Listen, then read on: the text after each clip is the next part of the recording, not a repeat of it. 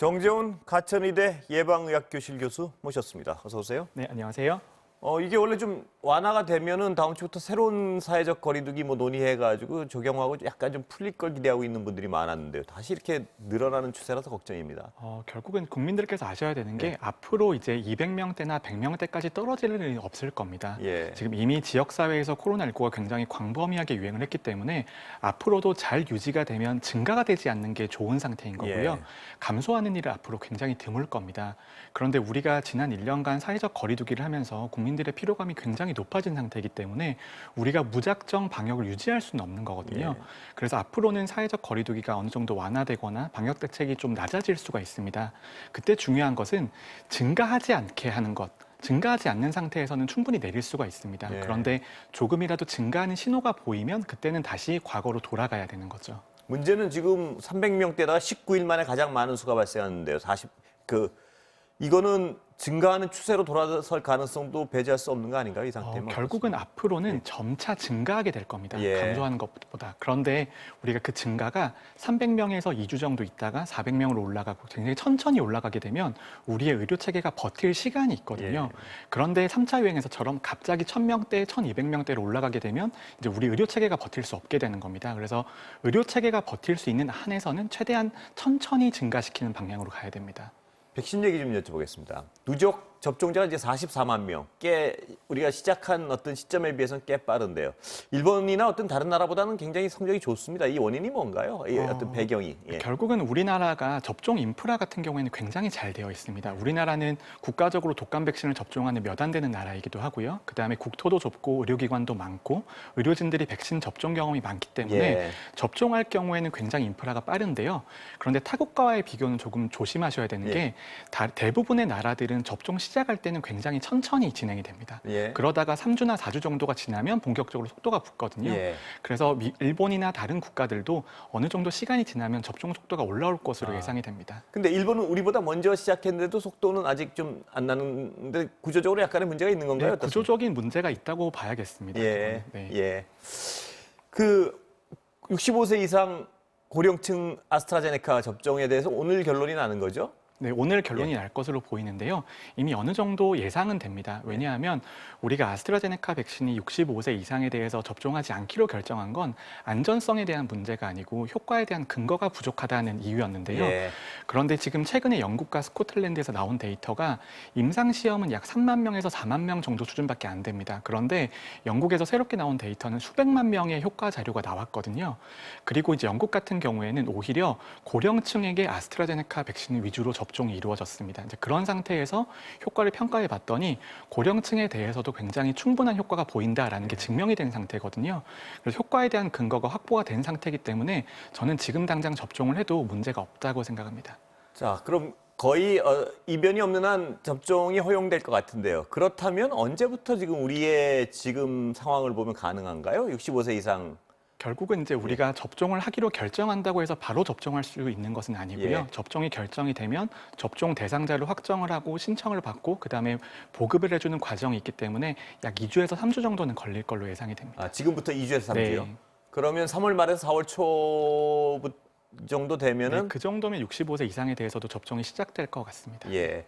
근데 지금 가장 눈길을 끄는 것 중에 하나는 1차 접종이 있고 2차 접종이 있는데 2차 접종 분량을 당겨가지고 미리 넓게 접종을 한다. 이런 방침이 논의되는 것 같은데 어떻습니까? 이제 보시기에. 그런 전략들이 영국에서 많이 썼던 전략이거든요. 예. 그런데 영국 같은 경우에는 우리나라랑 상황이 조금 다릅니다.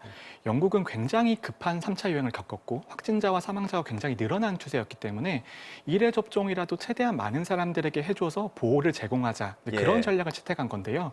우리나라는 상대적으로 코로나19 유행이 그렇게 심하지 않기 때문에 근데 그렇게 1차 접종과 2차 접종의 2차 접종 물량을 1차 접종으로 가지고 와서 접종하는 건 결국 원발의 오줌 누기랑 비슷한 예. 거거든요. 나중에 되면 또 백신 수급에 문제가 생길 수도 있고요. 그런 것들을 봐서 저는 굉장히 신중하게 접근해야 된다고 생각합니다. 우리 상황엔 그리 맞는 어떤 전술적 접근은 아니란 네, 말씀이시죠? 우리나라의 코로나19 상황이 그 정도로 급하진 않다고 생각합니다. 예. 네.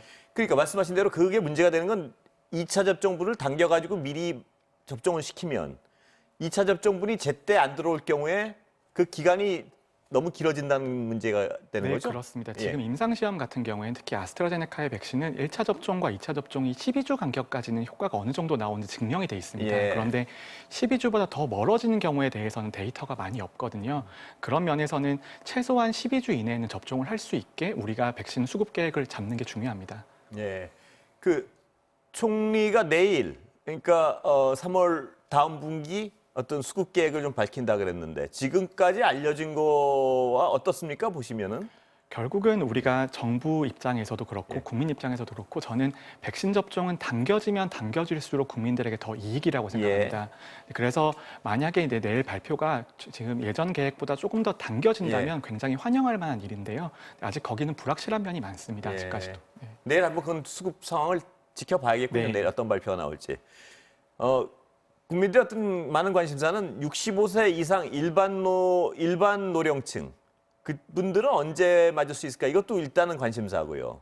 그것도 아직 뭐 확실한 건 아니죠? 이 상태로서. 결국은 우리가 코로나19가 65세 이상에 대해서는 굉장히 위험하다는 건 증명이 되어 있기 예. 때문에 65세 이상이신 것만 해도 그래도 2분기에 접종 대상이시긴 하십니다. 예. 그래서 2분기에는 어느 정도 접종이 되는 거는 거의 확정이 되어 있는데 2분기 중에 그러면 언제냐? 그건 아직까지 결정되지 않은 거죠. 2분기가 굉장히 기니까요. 네, 4월, 3개월이나 6월 하면 되니까. 예. 상반기 중엔 그래도 어떤 65세 이상의 노령층을 맞게 될 가능성이 큰 거죠, 지금? 네, 당연히 맞게 될 가능성이 크고요. 그다음에 가능성이 낮더라도 당연히 접종을 할 수 있게 만들어야 됩니다. 우리가 65세 이상에 대해서 보호를 해야지 그나마 사회적 거리두기를 완화할 수 있습니다. 예. 그 교수님은 아직 접종하셨습니까, 혹시? 이번 주에 접종할 예정입니다. 종류는 백신? 아마 아스트라제네카 백신을 접종할 것 예. 같습니다. 지금 아스트라제네카냐 아니냐 뭐 이런 걸 가지고 고령층 15세 이상 아스트라제네카가 오늘 예를 들어서 맞을 수 있다는 결론이 나오면 그분들은 다 아스트라제네카를 맞는 건 아니죠? 그렇다고 해서. 결국은 우리가 지금 백신의 종류가 우리나라에선 선택할 수 없게 되어 있는데요. 그 이유가 뭐냐면 백신 수급이 워낙 불안정하기 때문에 그 시기에 접종 대상에 대해서는 그 시기에 우리가 확보한 백신을 접종하는 게 원칙입니다. 예. 근데 지금 우리가 화이자 일부 분량 말고는 대부분 확보한 게 아스트라제네카의 백신이기 때문에 지금 맞으셔야 된다면 아스트라제네카가 되는 거죠. 예. 그러면 지금 이 아스트라제네카 다음에 65세 이상 접종이 시작될 경우에도 그분들도 다른 지금 나오는 수급 상황을 보면 아스트라제네카일 경우 가능성이 높은 거죠? 네, 지금으로선? 아스트라제네카나 화이자일 가능성이 예. 있는데요. 근데 화이자 같은 경우에는 영국에서 대부분 노령층에게 아스트라제네카 백신을 접종해준 이유가 있습니다. 예. 근데 대부분 이제 나이 드신 분들 그중에 더 위험하신 분들은 요양병원이나 요양원에 계시거든요. 예. 그런데 현장에서 접종하기에는 화이자는 접종센터에서는 까다로워서요? 접종할 수 예. 있지만 현장에 가서 접종하기 좀 어려운 면이 있습니다. 그래서 아마 고령층에 대해서는 특히 방문 접종에 대해서는 아스트라제네카가 먼저 선택될 듯합니다. 지금 어떤 광범위한 접종이 아스트라제네카를 중심으로 이루어지고 있어서 그런지 아스트라제네카 맞고 난 다음에 어떤 특히 젊은 분일수록 의료진 중에요. 약간 어떤 통증 호소하고 경미한 이상 반응 중에 약간은 생각보다는 좀 많은 이상 반응. 어떻습니까? 이 정도 이상 반응은 일상적인 거라는 말씀들을 다 의료진들이 하시는데, 예. 네, 그렇게 말씀드리면 굉장히 저도 편합니다만, 예. 근데 우리가 전문가들이 경증 이상 반응이라고 하는데 그 경하다는 의미는 죽을 만큼 위험하지 않고 금방 완전히 다 낫는다라는 의미고 통증의 강도를 의미하는 건 아닙니다. 예. 그래서 굉장히 불편하실 수는 있고요. 예. 그래서 우리가 무작정 백신이 안전하다고 말씀드릴 수는 없는 건데, 하지만 접종하신 경우에 이번에 코로나 백신 같은 경우에는 과거 백신보다 상당히 면역 형성 능력이 개선이 돼 있습니다. 예. 그래서 면역이 획득되는 과정에서 그런 발열이나 통증 등이 더 많이 나온다고 되어 있고요. 예. 그래서 그 더 많이 나오는 거에 대해서 좀 국민들이 알고 계셔야 되고요. 또 하나 미리 마음의 준비를 해야겠군요. 네, 맞을 마음의 때. 준비를 예. 해야 되고 그리고 정부에서도 좀 고려를 해줬으면 좋겠는 예. 게 접종하시고 나서 다음 날이나 다다음 날 정도는 쉬실 수 있게 제도적으로 좀 도와주는 게 굉장히 예. 중요하다고 생각합니다. 특히 의료진들이 먼저 접종을 하고 있는데 의료진이 접종하고 나서 굉장히 불편한 상태에서 진료나 이제 의료 행위를 하게 되면 또 사고의 위험이 높아질 수도 예. 있거든요. 그런 면에서 정부가 제도적으로 접종하고 나서 하루나 이틀 정도는 쉴 수 있게 도와주는 게 굉장히 중요하다고 생각합니다. 대규모 접종이 시작되면 그 부분도 확실히 고려를 해야겠군요. 네. 의료진은 특히 환자들 돌보는. 예. 의료진은 굉장히 안전과 자신의 건강도 중요하거든요. 예, 네. 그렇습니다. 그런데 이 독감 백신에 비해서 요번 어떤 그 아스트라제네카를 비롯한 이 백신은 어떤 반응이 더 격렬한 게 사실인가요? 네, 일단 독감 백신보다 지금은 더 개선된 플랫폼, mRNA 백신이나 바이러스 전달체 백신이 면역 형성 능력이 더 강력하게 되어 있거든요. 예. 그런 것 때문에 이제 문제가 생길 수 있고요. 또 하나 이제 제가 드리고 싶은 정보는 뭐냐면 아스트라제네카 백신과 화이자 백신 모두 2회 접종을 전제로 설계가 돼 있습니다. 예. 그런데 아스트라제네카의 백신 같은 경우에는 1회 접종 때 더 불편하고 2회 접종 때는 좀 덜 불편한 걸로 돼 있고요. 반대로 이제 그 mRNA 백신, 화이자나 모더나의 백신 같은 경우에는 1회 접종에선 좀 편하시더라도 2회 접종에선 더 불편하신 걸로 돼 있습니다. 그래서 백신의 특성의 차이가 좀 있는 것이죠. 그런 특성을 자신이 뭘 맞는지 알아가지고 마음에 대비를 하는 게 꽤 유용할 것 같습니다. 네, 정보로서. 결국은 알고 견디는 것과 예. 모르고 견디는 건 큰 그렇습니다. 차이거든요. 예. 그 다른 얘기로 좀 넘어가 보면요. 전 세계에서 백신 여권 얘기가 많이 나오는데 교수님은 어떻게 생각하세요? 이 반대 의견도 분명하고 논리도 예. 형평성의 관점에서 본다면 백신 여권은 분명히 문제가 있습니다. 네. 그런데 우리 사회의 경제나 이제 효율적인 측면을 본다면 백신 여권이 도움이 될 수가 있거든요. 예. 그래서 저는 무작정 백신 여권이 필요 없다라고 생각하기보다는 우리가 필요한 영역에 있어서는 특히 뭐 사업 목적이라든지 업무 목적에 있어서는 저는 충분히 활용 가치가 있다고 생각합니다. 예.